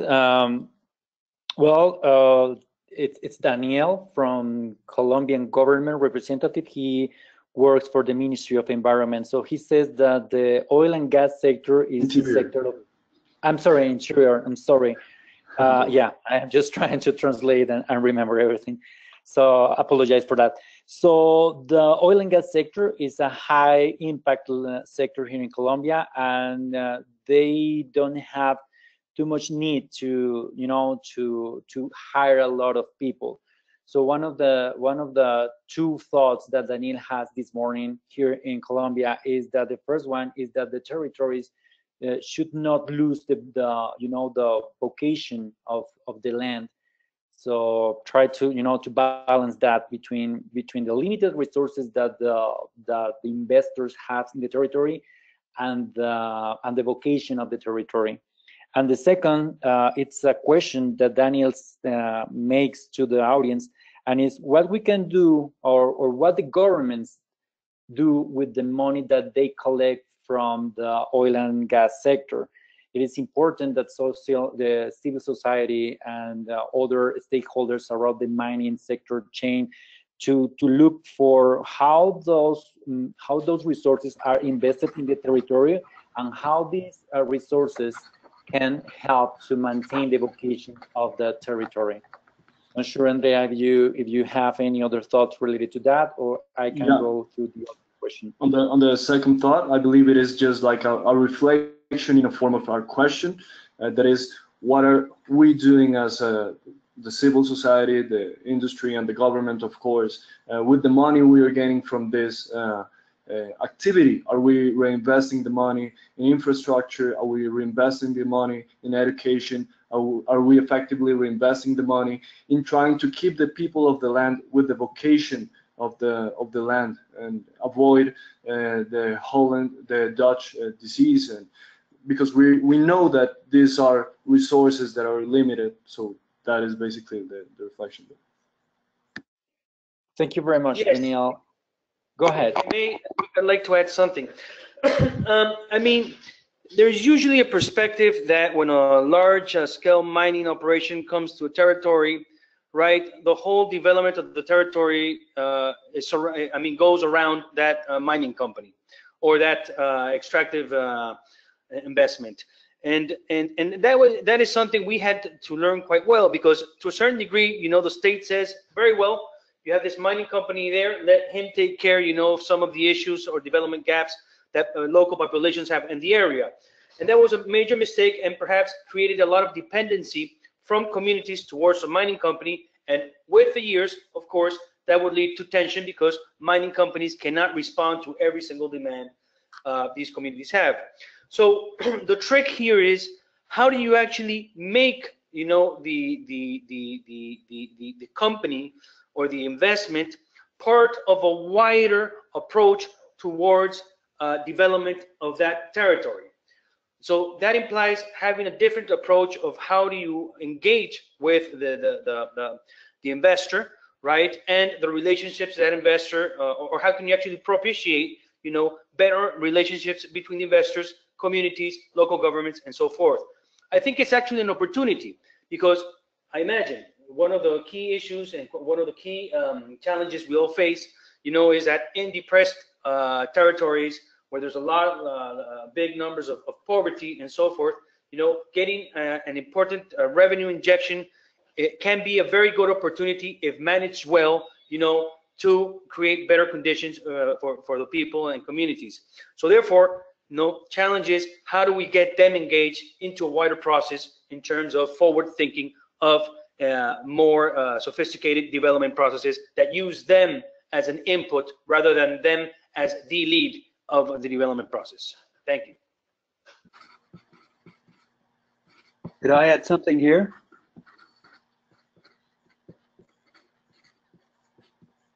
Hello, can you hear me? Sorry, yeah, go ahead, Tony, I'm sorry.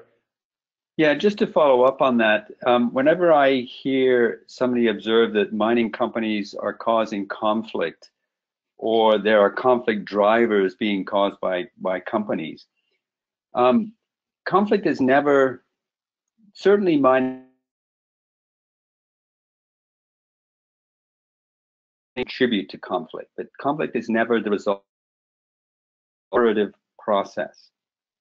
So just like achieving sustainable development requires collaboration among multiple players, conflict also requires collaboration among multiple players, although it's not a conscious collaboration, but it's there.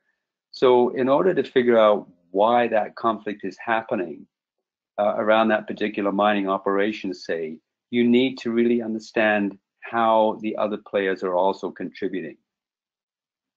So I just wanted to emphasize that point. Thank you, Tony.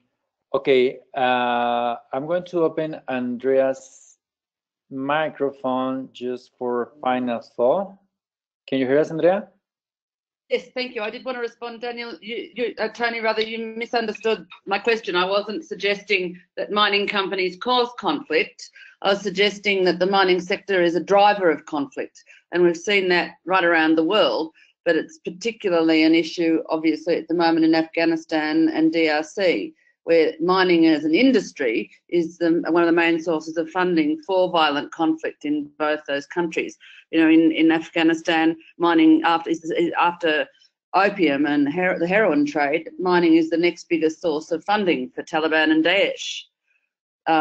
So that was my question, how do the lessons from the different kind of conflict that you were describing tonight, how is that relevant for the other very prominent feature of conflict in mining, which is its role in generating and supporting insurgencies and other types of conflict? Well, again, that's a really interesting question. What you're really talking about here is conflict minerals and how mining contributes to insurgencies and war and so on. Exactly. Yeah. Exactly. It's a very good question, and I go back to the point by saying, okay, right now we have focused on social conflict, which is quite different.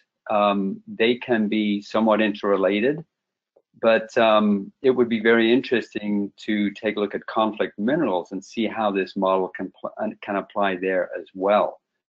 Exactly. I wouldn't be surprised if you found a similar kind of pathway with interconnected decisions that affect one another, and the ability to be able to take a look at that and see how one thing leads to another. But it takes that kind of analysis. But I can't say I can't say how the particular strategic framework we developed could apply to conflict minerals at this point, but it would be a heck of an interesting thing to find out. Yeah, well, when I unfortunately, being in Afghanistan, it took me a long time to download the web application, so I missed the beginning of your presentation, but the diagram that I saw when I joined really resonated with my experience here. So I'll be very interested to see the report when it comes out. Well, thank you for the question. Thank you, Tony, and thank you, Andrea. Just to remind everybody that we are going to share both the recording of this webinar and the PDF presentation of all our presenters.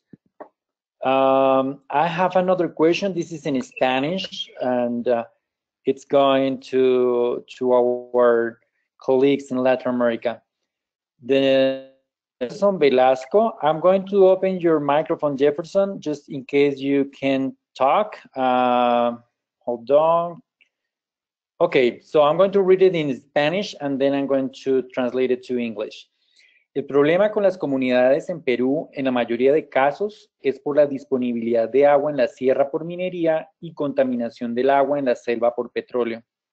Entrenar a la población en metodologías de monitoreo antes de la ejecución de proyectos como garantía de control y fiscalización reduciría los conflictos.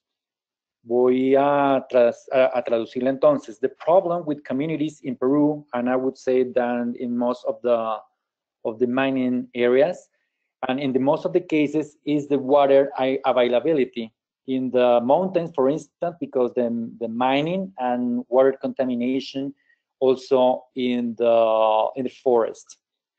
So in order to reduce these conflicts, it is an option to train the population in monitoring methodologies before the execution of the projects as a guarantee of control and watch over on these activities.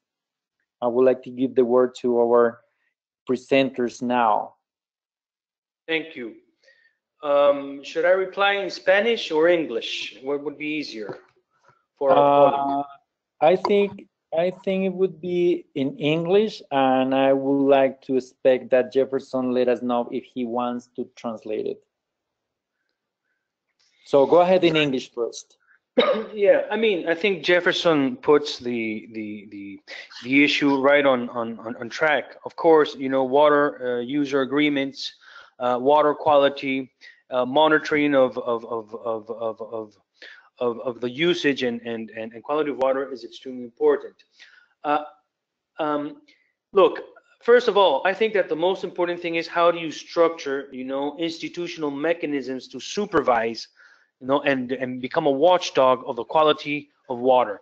Usually large scale mining, they need to require specific permits, for the use of water, and they're also subject to several instances of monitoring. So you have different institutions that monitor every month or week, etc. What the quality of water is, not only in terms of discharges, but also in terms of the impact over water bodies, that's in rivers. So the more government presence you can have in terms of monitoring this, I think is very important, because it sort of guarantees minimum standards of use of water. All of our countries have, maximum límites máximos permisibles, maximum permissible limits in terms of how much, metals and other type of physical chemical parameters can be present in water. So first thing first. Second, of course, there's a big issue that usually communities don't really trust the results from government or from the institutions responsible of doing this monitoring. And of course, that comes because of, a history of bad experiences. In that context, something that has been working out in Peru quite well, and I'm sure my colleagues in Colombia and other countries might also explain, is this new, not a new, but it's an initiative called the Community Monitoring Initiatives. And what this is about is basically there's an agreement, again, between the company, the mining company, there's with government, the local government, with national institutions and the community, in order that they will go together and basically do the monitoring themselves. So that means that between all the actors, they look at how they recollect the samples, and then those samples are sent to an independent laboratory, and then the results would come, and those results will be opened and shared between all of them. So it does really help in terms of establishing a little more credibility, to the overall process of what is the impact of mining over the use of water and the quality of water.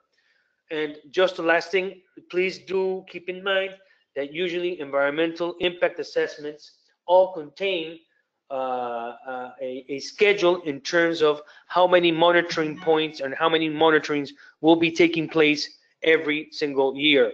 I know of companies that that conduct over 17,000 surveys, or water surveys, per year. So there's a lot of efforts in terms of moving forward to that. Thank you very much. Thank you very much, Luis. I have another question from Alexandra. Alexandra, I would like to open your microphone if you don't mind, just to do your question. Sure. Okay, hello. Thank you. Well, firstly, let me congratulate all the presenters and the panelists because this has been an extremely interesting webinar. And my question actually goes to the CIGET team, so the UNDP colleagues based in Colombia. I will ask it in English and in Spanish. I have three small questions related to the CIGET system. So firstly, I would like to know how do they fit CIGET in terms of the information they include and how often do they update the information? Who are the key informants if they are all from public administration and how do they choose them? And finally, if they apply any filters of this information before it appears into the system. So, Diego, Nadia, os hago la pregunta también en castellano. Yo quería preguntaros, bueno, tratar un poquito más la herramienta del CIGET. Quería saber cómo se alimenta en términos de la información que se incluye y con qué frecuencia. ¿Quiénes y cómo elegís a los informantes clave que meten esa información? Si todos vienen de la administración pública, puesto que trabajáis con el Ministerio del Interior mano a mano en esto. Y finalmente, si aplicáis algún tipo de filtro a la información que se incluye antes de que aparezca en la herramienta. Muchas gracias. Bueno, hola Alexandra. En relación a tu pregunta, el sistema tiene un grupo de funcionarios de gobierno, precisamente de la Agencia Nacional de Hidrocarburos, del Ministerio del Interior. Precisamente uno de ellos es Daniel Correa, que nos está acompañando como panelista. Él conoce muy bien el sistema y está a cargo de que su equipo en el ministerio también sean los encargados de registrar esta información. Es decir, Agencia Nacional de Hidrocarburos, Ministerio del Interior, Ministerio de Minas y Energía, son las instituciones de gobierno en este momento que tienen el trabajo de suministrarnos la información diaria. Esta información en cada una de las actividades que están establecidas por la estrategia, en los 4 programas, pues diariamente ellos tendrán que estar subiendo su información en función de alertas, en función de vías de hecho, en función de los talleres que organizamos, de las capacitaciones, en función de los proyectos de inversión social que tiene a los cuales denominamos acciones demostrativas y todo lo relacionado con espacios de diálogo. Dale. Perdón, lo interrumpo, es que a veces me cuesta un poco de trabajo la traducción. Okay, so Daniel says that the system has a group of collaboration between several governmental institutions, including the Oil and Gas National Agency, which is a governmental agency in charge of oil and gas industry. Also, the Ministry of Interior and the Ministry of Mining in Colombia. So these governmental institutions make the job to fill in the tool, daily information from several sources, including workshops, training, investment projects, dialogue processes, etc. Bien, en los otros participantes o representantes de gobierno que nos acompañan en este registro de información en el sistema son las alcaldías municipales y también las empresas, pero estos dos actores tienen una labor específica. Solo es el registro de alertas tempranas y vías de hecho. Si quieres, traduces eso y ya ahí cerramos para darle claridad a la siguiente parte de la pregunta de Alexandra. Okay, other 2 key actors in the development of the system are the mayors, the municipalities, and also the private companies that works in the oil and gas sector. However, these actors just are in charge of register something that is called alertas tempranas, early warning systems, and vías de hecho, and conflicts, social conflicts in the territory. I don't know how to translate vías de hecho. Blockage. Okay. Bueno, perdóname. Bien, la siguiente parte de la pregunta de Alexandra tiene que ver con esta información, cómo se trabaja, digamos, en función de lo que estaba diciéndoles de los programas. Ya después de tener esta información, el observatorio de la estrategia Territorial de Hidrocarburos se encarga de hacer el análisis y de cómo esto que en función de las alertas tempranas, del conflicto que se va identificando a nivel de territorios a nivel nacional, tienen un acompañamiento de gobierno de la estrategia y qué nivel o qué clase de acompañamiento pueden llegar a tener, de acuerdo a lo que está establecido dentro de las metodologías que ofrece la Estrategia Territorial de Hidrocarburos. Okay, so the second part of the question was how this works. And Daniel explains that after having all the information related to the conflict or related to the early warning system, the observatorio of the strategy makes an analysis of the conflicts around that and all the variables that implies this conflict. And after that, the government agencies have you know, a work together with the community. I'm sorry. Para tomar decisiones, trabajan en conjunto para tomar decisiones. Okay, so he worked together, analyzing all the situation in order to take decisions that help the social, you know, the local community or those who are generating the conflict. So it is you know, a deep understanding about what the social conflict is, and then the government takes care of that, making a joint effort with the several agencies in charge of that. Okay, I'm going to wrap up here. Go ahead, sorry.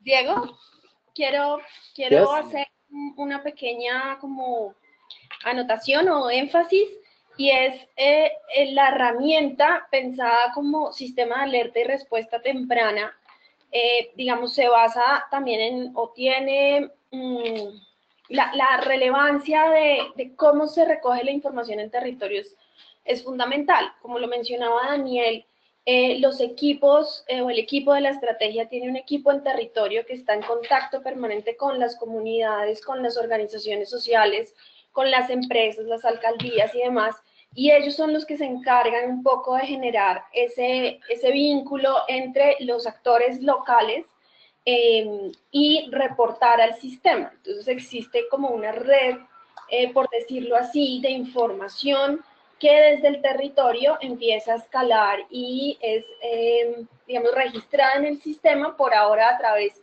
como lo mencionaba Diego Ramírez, del sistema a través de los equipos institucionales, de las alcaldías y de las empresas, y pues en siguientes fases esperamos identificar mejores mecanismos para que las organizaciones y demás puedan hacer algunos reportes de manera directa.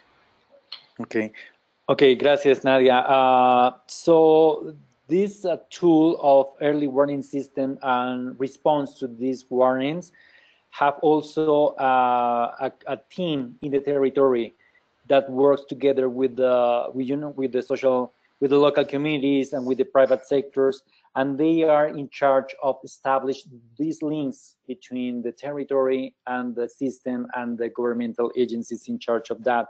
So there is a network of information that goes from bottom to up in order to feed the system and have better information. Nadia comments that they are identifying other phases in order to improve the way that they get information from the territories in order to introduce them into the tool. Okay, thank you very much, Daniel and Nadia. We are almost 11. I have a final question from a Mongolian colleague.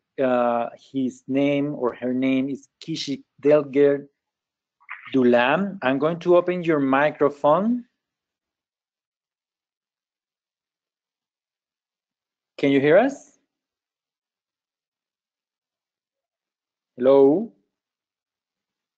Okay, I'm not sure if your microphone is working. I'm going to read your email, your question. Hello, everyone. I am Mr. Kishik Delger Dulamdor, founder of Orkhon River Protection Movement in Mongolia. My question is how we find right solution for illegal mining. The Orkhon River Basin is a very important economic development zone of Mongolia. Animal husbandry, farming, and tourism are the dominating economic activities in the basin, which also includes the Erdenet industry, which is a major representative of the mining industry, and Erdenet and Cardorin cities, which are basic centers for the Cangai zones. So basically, the question is related to how the population density is 5 times the national average. So I'm sorry, it's a long question. Kishi Delger, can you hear us? Can you speak, please? Okay, it seems that we have some problems. So I would like that you please. I'm going to pass the other question because I don't understand very well your question. So sorry. He said this is a technical problem with the audio. Okay, sorry. I'm going to pass the other hand that we have raised at this moment. Graciela Tapia, can you hear us? Yes, I can hear you. Hello? Let's go ahead with your question. Okay, thank you very much. First, warm greeting to my UNDP colleagues, Diego, Nadia, Luis Francisco, with whom I have worked with in Colombia and Peru. I have a quick 2 questions. Not sure if there's time for both, but just in case, it's for Tony and Daniel too. Since both presentations in Peru and Colombia were mentioning the human rights approach, I have a question on the role of government in the case of the application of the guiding principles of human rights, the UN guiding principles that some of us consider could really contribute a lot to conflict transformation, and they have been developed very huge guides, and maybe the government could really include this perspective in all these, strategies in order to approach these conflicts. And the second one is related to the financial system regulations. I would like to know if you know about any public regulations for the financial system in terms to regulate, how funds could go to the companies in order to prevent or ensure social and environmental risk or mitigation.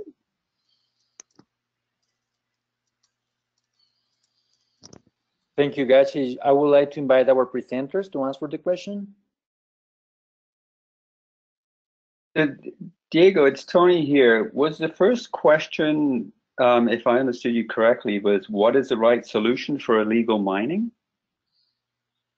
That was for the Mongolian question, but the question is really long, so I'm going to send you out to all of you, and then we can just have a better understanding of this question by our colleague in Mongolia. I already informed him about this, so I would like to present Gabriela with Graciela with her question. Can you repeat it, please? Sorry. My question again? Yeah, please. So sorry. Yes, my question. Actually, there are 2 questions. One is related to the human rights approach in each of the strategies, and if there is some agency in the government that is in charge of implementing the guiding principles for business and human rights, the UN guiding principles. That's something that we are trying to do in Argentina, and it's becoming very, very hard. The second one is related to the financial system regulations. I'm not sure if there have been some public regulations for banks, and financial institutions in order to regulate some of the funds that they are given to the companies, in order to ensure social and environmental risk mitigations. This is very related to social license, but I think the role of the government in this topic is very important. So those were my 2 questions. Not sure if some of the panelists could help me. Diego, I can take a stab at this if you want. I'm particularly interested in the second part of that question, which is the role of the financial sector. And the financial sector can actually play a very powerful role. And I had a particular experience with this that showed that potential. And we do social and environmental assessment work, and a particular bank that has global reach approached us to do a social and environmental assessment in a particular region in Central America, because they were about to provide a facility to a mining company that was ready to construct a mine. And our report to that bank drew attention to a number of risks that were coming out of the way the company was approaching the project. The bank then turned around and told the company that if you want the loan, you're going to have to deal with these risks and show us and demonstrate to us that you have addressed them properly. And the company made a very significant transition and increased its practices very significantly. And it just shows how the financial community can leverage its power to make sure that a company increases its standards when that's required. The problem is that most financial institutions, commercial financial institutions, don't have that kind of sense of responsibility to act in that way. They do have a social and environmental standard. I believe it's called the PRI, which I think stands for the Program for Responsible Investment. It's very high level and basically voluntary. But it would be very good to see financial institutions take a more active role in corporate social responsibility standards. Thank you very much, Tony, for your answer. Unfortunately, our time is over. So I would like to give the word Sarah. I'm sorry? Yeah. If you want, I can answer the first question.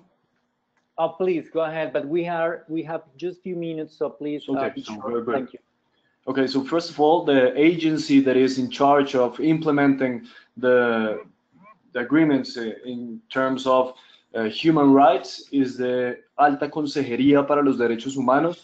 It's actually an agency inside of the Presidency of the Republic, and we are waiting actually for them to guide and put the way on how we're going to abort this matter. But what we are doing right now is trying to implement it through the instances of dialogue, because the instances, as I've said before, we are trying to change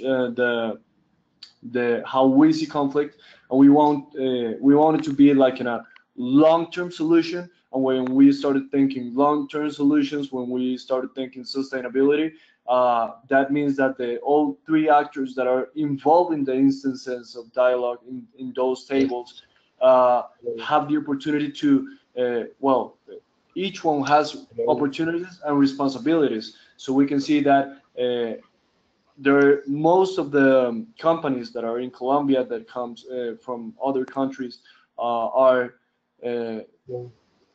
inside or have agreements with other countries in terms of human rights. So what we are trying to do is, first of all, they have their responsibility when they submit their informs at the end of the year. They include the human rights item. So what we are waiting from the community is for them to do veeduría, seguimiento. How do you say that? Like to support, to guide, and tell if they're seeing something that is not normal. And from the institutions, we have in the Ministry of Interior a direction that works with the human rights. So basically, that would be my answer. First of all, we're waiting the guide from the Alta Consejería Presidencial. But second, we're using the tables to be a space where we can talk everything that is happening and to do a follow-up on how, not just that we are doing things, but how are we doing them. Thank you very much. Unfortunately, we are out of time. There is interesting discussion here. So I would like to invite all of you to send out your questions through the NBSA forum or through the GOXI platform. Can you hear me? Yes. It's from Mongolia. Oh, Kishinder. Sorry. Yes. Yeah. Unfortunately, we are really out of time. I would like to ask our presenters if they have time to this last question from Mongolia. Yes, thank you very much. So it's okay, Dinara.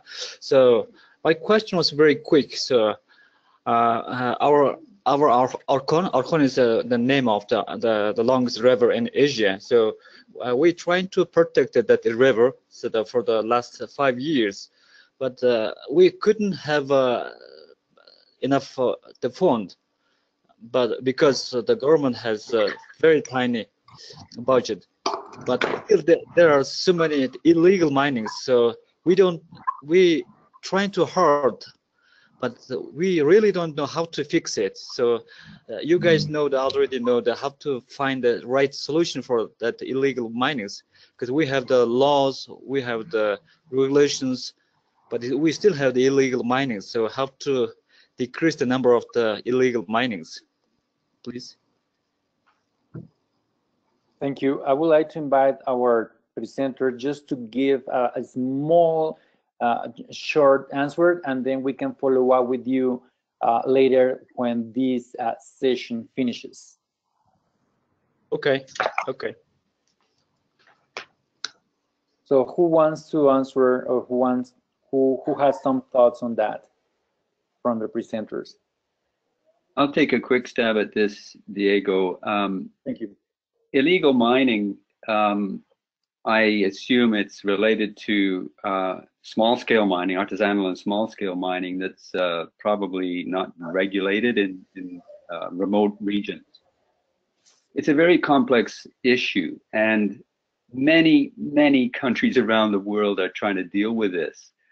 It would be very difficult to give an answer to you about not knowing more of the detail of exactly what you're dealing with in that specific location.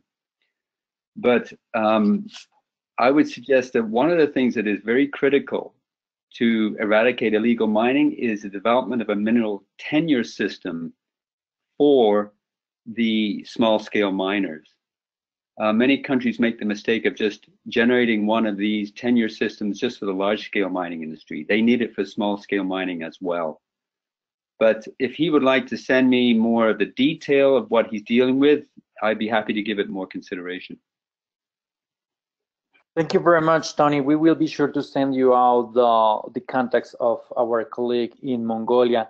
So the time is over, really. I would like to give the final remarks for Sarah before finishing this session. Sarah, please. Thank you, Diego. Thank you to all the presenters and all the participants for sending in their questions. Those we didn't have time for, we will follow up offline in getting some feedback from our presenters, but also other experts we had in the audience. So we will follow up with you. Just a quick remark that many important issues were flagged today, including decentralization of fiscal rewards, revenues from mining oil and gas in the regions that are affected, and how important that is to happen in a transparent and accountable manner. How that territorial land use plans can be put together in regions in ways that work for communities and meet their needs. The importance of the government's monitoring and regulation over environmental issues to stop both actual environmental degradation and the perception of degradation that fuels conflict. So many valuable lessons and pieces of information. So I thank all of the panelists, and these are all topics that we hope to carry forward into our work. And in fact, Luis Francisco spoke about the importance of participatory monitoring committees, and that's a project that Alexandra and I are also working on with UNDP and with other colleagues. So we do really appreciate these insights, and we look forward to staying engaged with all of you in this discussion as we continue doing research and trying to collect insights on this topic. So Really appreciate it, and we hope to stay in touch. Thank you. Thank you, Sarah, and thank you, everybody, as well as our presenter for your time, and thank you for your participation in this webinar. I would like to invite you all to fill in our feedback survey that you will receive later today with information of this session later. Your feedback is valuable for improving our e-learning offers. Please take 5 minutes to respond it. Please also check out our websites, nbsafforum.net and goxi.org, to get the latest information of this session, including a copy of the presentation and a link to the recording. I would also like to invite you to visit our YouTube channel, where you can watch all the sessions provided by the NBSAF Forum. Stay tuned also for our March sessions on social and environmental safeguards and grievance mechanisms as tool to prevent conflict in the extractive sector. These sessions will be available in English in March 27th and in Spanish in March 28th, both at 9 a.m. You don't need to register again, and we will send you a reminder before the sessions. Of course, for more information, please visit the NBSAF Forum, GOXI, or follow us in Facebook and Twitter. Also remember to register or update your profiles in our websites and send us your thoughts for other topics and webinars you would like to discuss in future sessions. I am Diego Ochoa from the NBSAF Forum. Hope you all enjoyed this session and have a good day, afternoon, or night. Thank you very much and goodbye.